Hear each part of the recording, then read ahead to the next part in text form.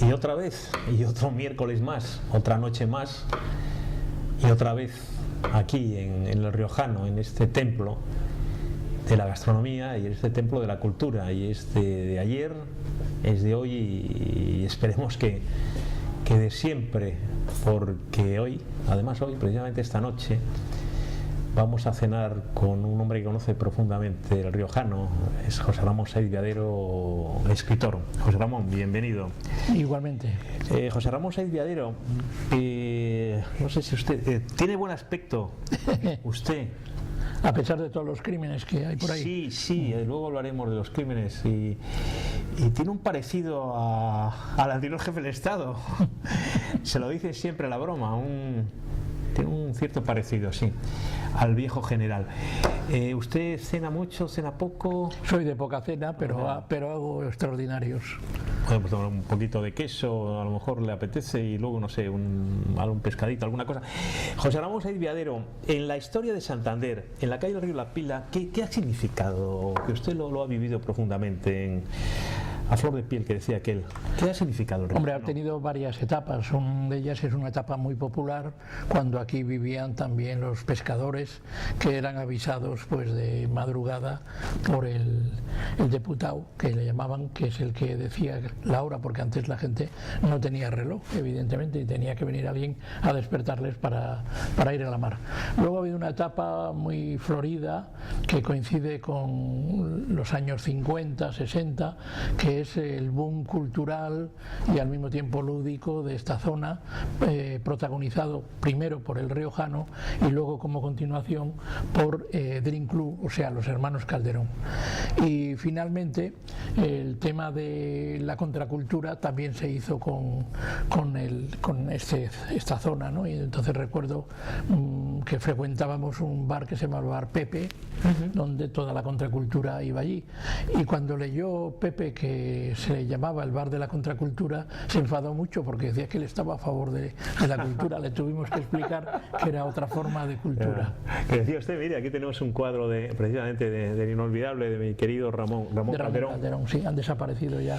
Yo recuerdo de usted, recuerdo precisamente en el Alerta, aquellos mis primeros 50 años, que a mí es una cosa, más se lo he comentado, ahora salía algún amigo en común. Recuerdo aquellos mis primeros 50 años, que bueno, los primeros 50 años ya los pasó, ¿no? Que usted no le voy a preguntar la edad, pero ha pasado. Claro, porque ha pasado ya mucho tiempo. Ha pasado 30 años desde mis primeros 50 años. Entonces han pasado ya bastante tiempo. Como es de Santander, de nuestros amores y desengaños, tiene cosas pues curiosas y divertidas. Yo recuerdo una cena inolvidable aquí en el Riojano con José Ramón, mi querido José Ramón Saiz Viadero, con un comandante de la columna de Ernesto Guevara, Mario Averoz, entonces estaba de la Actividad Cultural de la Embajada de Cuba en Madrid, que venía a nuestro programa hispanoamericano, La Otra España, y recuerdo con mucho cariño aquella cena, porque yo no sabía, digo, ¿a quién tengo que invitar? A un hombre como Mario Averoz, pues había que invitarle a usted, lógicamente, y por cierto nos invitó usted. Usted ha sido, bueno, escritor, periodista, librero. Yo quiero que me hable un poco de aquellas míticas, si me permite la expresión, aquellas míticas librerías que usted tuvo en sitios, y además que tuvo una historia a veces conflictiva con esas librerías, el Puntal 1 y Puntal 2, creo recordar.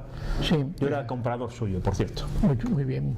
Supongo que pagaría todos los libros. Sí. ¿Se acuerda, no? ¿Se acuerda? Sí. Entonces no hay nada que decir. Sí, no hay nada que decir. Pues es una etapa de la vida de Santander en la cual se echaban en falta determinados libros que se vendían en algunos casos de tapadillo. Por ejemplo, la librería hispano-argentina era la que traía libros, pero siempre de tapadillo, detrás de aquel cuadro de José Antonio que estaba allí. De José Antonio Primo Rivera, pues había una cantidad de libros que venían de Argentina, pues por algo se llamaba la hispano-argentina. Pero luego empezaron ya... bueno, claro, por cierto, perdóneme, aquí ha estado, y además es un amigo mío personal, ha estado en este programa César Peña. César Peña era el hijo de uno de los propietarios de la librería, que luego él siguió esa tradición. Pero ya empezaban... También ha estado aquí Pancho Pérez. Pancho Pérez, de gran recuerdo. De gran recuerdo, exacto. Sí, él fue el impulsor precisamente de esto y el primero que trajo de tapadillo esos libros de Argentina, la editorial Losada y todo esto. No recuerdo. Pero empezaron ya a publicarse en España libros más comprometidos que los anteriores, y entonces había que distribuirlos, y no estaban las librerías de Santander muy preparadas para hacer esta venta, porque el tipo de clientela que miraba los escaparates y todo eso pues era muy tradicional. Y entonces decidimos poner una librería en el centro de la ciudad, pero en principio un poco retraída en la Cuesta del Hospital, que luego bajó a Infantas, y eso fue ya la perdición, porque los guerrilleros de Cristo Rey pues la hicieron el cebo para todas sus andanzas. Es curioso porque José Ramón Sáenz Viadero, que yo lógicamente nunca he estado en esa línea, citaba a José Antonio Primo de Rivera, y hablando de su trayectoria literaria, yo recuerdo un libro además que en su momento, yo lo hablo hace poco, como Manuel Ángel Castañeda, que nos impactó mucho a toda la gente de mi generación. No es la suya, pero se acerca bastante. Un libro que se llamaba Guía Secreta de Santander. Y la Guía Secreta de Santander, queridos telespectadores, estaba escrito al alemán, mano a mano, con un falangista auténtico, con José Ramón, con Pedro Vallés Gómez. Es curioso que se unieron las dos Españas para escribir la historia secreta de Santander, ¿o qué? Nosotros teníamos una amistad por encima de las ideologías, una amistad muy estrecha, como además deben ser siempre las amistades, superadoras de las diferencias ideológicas que puede haber.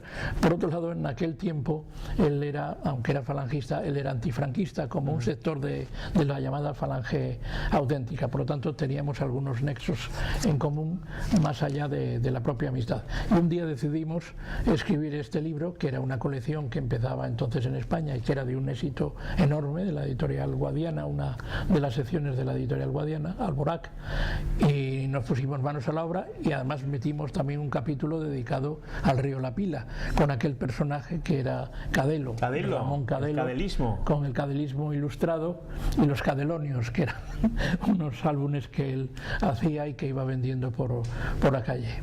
Santander siempre ha tenido fama, pero yo no sé hasta qué punto, señor José Ramón Sáenz Viadero, que usted lo conoce mucho mejor que yo, entre otras cosas porque ha vivido más tiempo en esta ciudad que yo, que Santander, por eso el Puerto del Mar, verdaderamente ha sido muy liberal, ha sido liberal en costumbres. Decían un poco, como lo decía el general Perón, que hay que ser liberal en todo menos en política.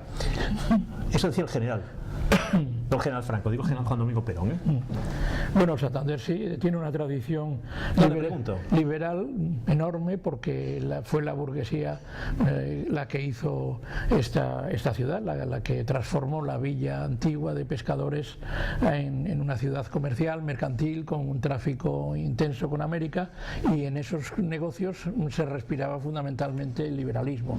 Luego, como a mí me decía Ana María Cajigal, pues vino el Palacio de la Magdalena y eso ya fastidió todo, porque todos los santanderinos de cierto nivel económico se creían que descendían de la pata del rey, ¿no? Entonces todos se convirtieron en monárquicos de la noche a la mañana, de la misma manera que cuando el rey tuvo que marcharse de España en el año 31, pues todos decidieron que eran republicanos, menos un pequeño sector que quedó aquí en Santander refugiado, y que luego la guerra civil pues haría modificar un poco ya el espectro tradicional de la política, la ideología, etcétera, etcétera. Decían, y es estupendo hablar con José Ramón Sáenz Viadero, porque es hablar de la historia viva, la historia auténtica de Cantabria, pero que hablaba de la monarquía, y yo quiero comentarle, porque hablaban de Amadeo de Saboya, que fue un rey tan inteligente que estuvo solo 3 años, que llegó a Madrid y estuvo con la mujer más guapa de Madrid, que era una hija de Mariano José de Larra.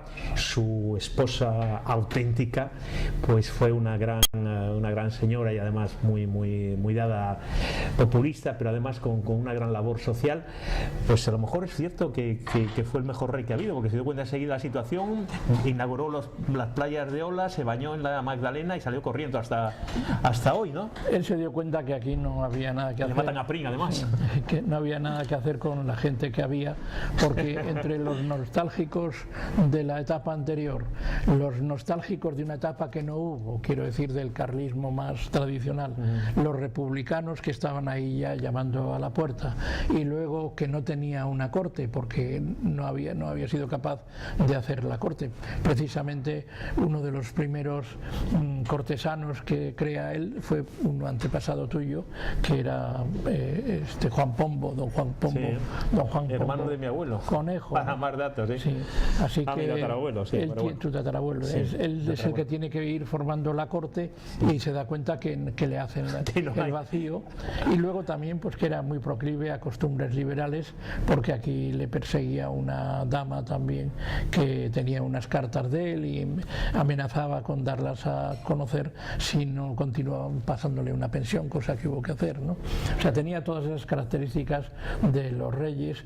En eso se parecía a los Borbones, ¿no? Sí, en eso era totalmente Borbones, pero lo que tenía a su favor es que venía de otro país y que no tenía que meterse en las luchas intestinas de aquí.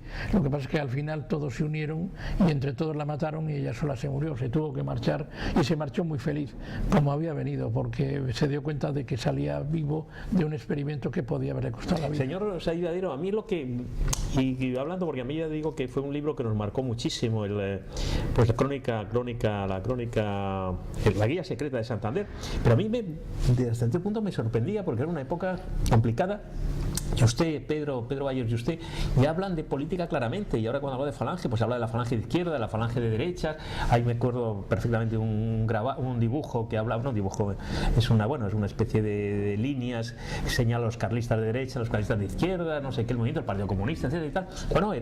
Bueno, ya comprendo lo de los ataques luego, lo que río de Cristo Rey, porque era muy valiente el libro, aparte de la historia galante y los sitios de citas de las chicas o los chicos, hablaban también, insisto, con mucha valentía de política, ¿no? Es que era una guía secreta y entonces en ella había que dar cabida a lo que entonces era secreto, que luego empezó siendo secreto, luego secreto a voces y finalmente se convirtió en una realidad que incluso nos ha superado en muchos aspectos a todos nosotros, ¿no? Pero el libro lo que pretendía era, primero, sacar cosas que se sabían pero que no se decían, y en segundo lugar decirlas con un lenguaje que fuera completamente nuevo, que no fuera el lenguaje ese ya trasnochado y decadente de los cronistas antiguos de la ciudad. José Ramón Said Viadero, ¿por qué en España, por qué en Santander se pasa siempre de un extremo a otro? Quiero decir, de los años 40, de aquellos trajes de baño que eran prácticamente vestidos, al nudismo del puntal ahora. Bueno, ¿por qué hay esos péndulos tan impresionantes que yo sepa,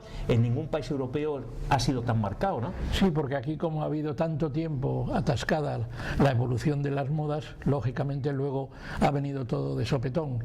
Ya sabes que cualquier acción desmesurada trae una reacción que suele ser también desmesurada, hasta que todo queda, se tranquiliza y uno se dan cuenta de que ha pasado la hora del escándalo, y los otros se dan cuenta también de que hay que ser tolerantes con los demás. De hecho, antes también había sus modas picarescas, por así llamarlas de alguna manera, y nosotros lo sacamos hablando de la playa Bikini. Recordarás la playa Bikini, sí, que estaba en la Magdalena y que era acotada exclusivamente para sobre todo los estudiantes de la Universidad Internacional Méndez Pelayo, pero que había una cantidad de fisgones, paleros que llamábamos entonces, que se acercaban por allí para verlas en bikini, cosa que era una Todos novedad. tuvimos novias francesas. Sí, eso son todas las características de Santander, las dos caras, la novia de verano y la novia de invierno, ¿no? Usted ha tratado desde su producción literaria, pues ha tratado de todo, hemos hablado de la crónica secreta, pero bueno, tiene por diccionario, para mí lo he llevado, además lo llevo siempre a América Latina, curiosamente, diccionarios para raqueros, crónica de los años republicanos de Santander, conversaciones con señoras de vida alegre, yo recuerdo, y además me hizo mucha gracia en su momento. Pero su último libro, que le tenemos aquí, sobre los crímenes nada ejemplares, la crónica negra de Cantabria, de José Ramón Said Viadero, como siempre, como se dice por allá, primorosamente editado. ¿Hay algunas características, señor José Ramón Saez Viadero, hay alguna nota, algún símbolo o algún signo especial de los crímenes que se cometen o que se han cometido a través de la historia en Santander, en Cantabria, o no? Bueno, hay sobre todo la característica de la influencia del mundo rural, donde los crímenes se llevan a cabo por unos motivos que a los que vivimos en el entorno urbano nos parecen futiles, pero que para ellos son sagrados, que son los pleitos de lindes, las tierras, las disputas por las tierras. Eso es algo que además no desaparece, que está patente siempre en la memoria de las gentes, y como además estamos en una sociedad con unos tintes minifundistas grandes, pues se discute por un tiesto, como digo yo, ¿no? Entonces es para un campesino, incluso para alguien que ya no ejerce ni como campesino, su tierra es sagrada, y por lo tanto esa sensación que tiene de que el vecino por las noches se dedica a correr el mojón para sacar medio metro más de tierra, pues le puede llevar a reacciones verdaderamente dramáticas.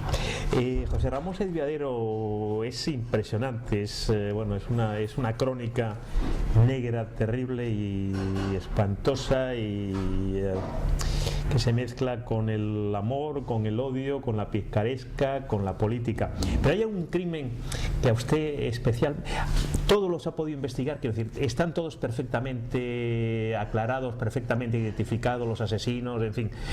¿Ha habido algún tabú? Hay uno que no se ha llegado a esclarecer, pero hay más, porque los que no se llegan, sí. Decía Hitchcock que no había crimen perfecto, él era un especialista precisamente en el cine de crímenes y demás, que había incluso los falsos culpables, pero que crimen perfecto no existía. Pues aparentemente hay uno que tiene las características de un crimen perfecto, que es el que en el año 2002 se comete en la curva de la Madalena. Exacto. De una profesora, cerca de la curva de la Madalena, una profesora de Madrid, pero que era de Santander, que viene a la boda de un pariente, y al terminar el convite en el tenis se marcha paseando y ya no vuelven a verla viva porque alguien la apuñala, una gran cantidad de puñaladas. Características de este crimen que le hacen fuera de lo común, pues que entre otras cosas no fue por robar, tampoco fue por agresión sexual, digo no fue por robar porque tenía unas joyas y allí estaban, no fue una agresión sexual, o al menos si lo pretendían no les dio tiempo, y tampoco parece que fuera un crimen por encargo, que podía también haber sido pues un poco el objeto de todo ello. Han pasado ya más de 10 años y todavía se sigue pensando que no hay manera de resolver este crimen. En las academias de policía incluso se dice que a los alumnos nuevos, totalmente novatos, que den su idea de lo que podía ser, por peregrina que pudiera parecer, porque a lo mejor detrás de algo como esto tan horrible, de tantas puñaladas, y puede estar algo que no tiene significado para un detective avezado, pero que la casualidad puede dar con el asesino. ¿Y usted tiene alguna versión o tiene alguna idea de lo que pudo ocurrir? No, porque se barajó incluso una hipótesis que era el crimen como juegos de rol, y que entonces estaba de moda. Exacto. Pero se llegó a la conclusión, además con gran apoyo por parte de las sociedades estas de juegos de rol, que no podía ser un crimen de estos, sino que podía ser simplemente un asesino que trabajaba por su cuenta, y ella se encontró en ese momento en el lugar menos adecuado, y además sin testigos por ninguna parte. Eso puede ser, y eso puede dar lugar a que algún día ese asesino vuelva a repetir un crimen parecido, si es que no está en la cárcel ahora por otros delitos, y entonces ese momento caiga y se sepa quién ha sido realmente esta persona. Usted, que es un aficionado, muy aficionado, yo recuerdo además haber estado con usted en los Cineforum, y tuvo una época muy cinematográfica, y sigue siendo muy aficionado, y aquí tiene, bueno, pues por ejemplo, cuando de Hollywood, en la época aquella de Paciste el Coloso, no, se llamaba, era el Coloso de Rodos. El Coloso de Rodas. Era de la época de Maciste, se hicieron muchas películas. 62, 63 en este caso en el 60. 60. Sí, en el 60 es cuando el verano del 60 es cuando Laredo se transforma y de una villa pescadores que era tranquila, que empezaba ya a conocer la llegada del turismo, se convierte en una especie de ciudad, ellos decían para películas de romanos, pero evidentemente era una película de lucha entre los griegos y los naturales de Rodas, ¿no? Pero bueno, eran películas de faldita, como se decía entonces. Y era bueno, y casi Laredo se convierte en Saint-Tropez, ¿no? Sí, se acordará. Yo me acuerdo de verle alguna vez por allí a usted. Sí. Y recuerdo también que la cantidad de, como era una coproducción la película, pues empezaron a llegar desde el protagonista, que era norteamericano, Rory Calhoun, luego había franceses, había incluso alemanes, italianos, que el director era Sergio Leone, que luego sería famosísimo, españoles consortes, porque al ser en verano pues venían las parejas a acompañar a sus mujeres o a sus maridos. En fin, aquello se convirtió en lo que luego digo, un Hollywood en pequeño, pero trepidante. José Ramón, como ves, se está llenando el miércoles, está siempre, aquí parece que la crisis no llega al riojano, pero usted, ya para ir terminando, si tiene que hacer, si tuviera que dirigir una película, ¿qué crimen de estos elegiría desde el punto de vista cinematográfico? Hay varias que ya están hechas. Hay una que la ha visto poco público, pero que es la que merece verdaderamente llevarlo a la pantalla, ¿no? Que es mis estimadas víctimas, que se refiere al asesino de ancianas, lo que llamaban popularmente el mataviejas.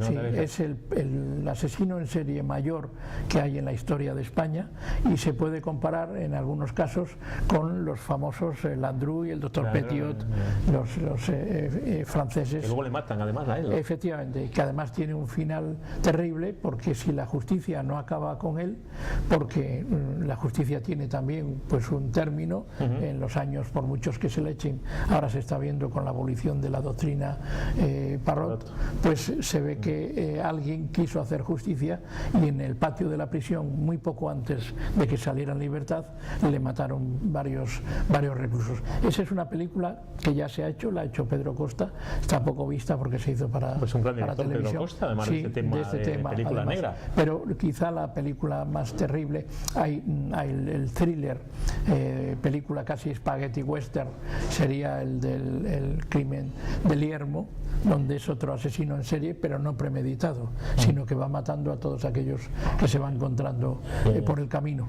Y luego ya la que sería terrible, como cine negro, sería la de Silio, que es la muerte de una jovencita a manos de una prima política suya, por razones de celos y envidia, y además pues con todos los agravantes de haber vivido juntas, de tener a unos padres sordomudos que quedan completamente huérfanos de su hija, y de que todo el pueblo y los alrededores, y en realidad todo Cantabria, están pendientes de lo que había ocurrido, primero pensando que había desaparecido, y luego ya cuando se dan cuenta que no solamente había sido muerta, sino que había sido troceada debidamente. Terminamos, José Ramón, pero última pregunta ya, prácticamente, usted que ha practicado mucho periodismo, titular: ¿qué proyectos tiene José Ramón Saiz Viadero para mañana mismo en su mesilla, como se decía, en su mesa de trabajo? Pues y terminamos. Terminar el diccionario cinematográfico de Cantabria, que tengo que entregarle este mes.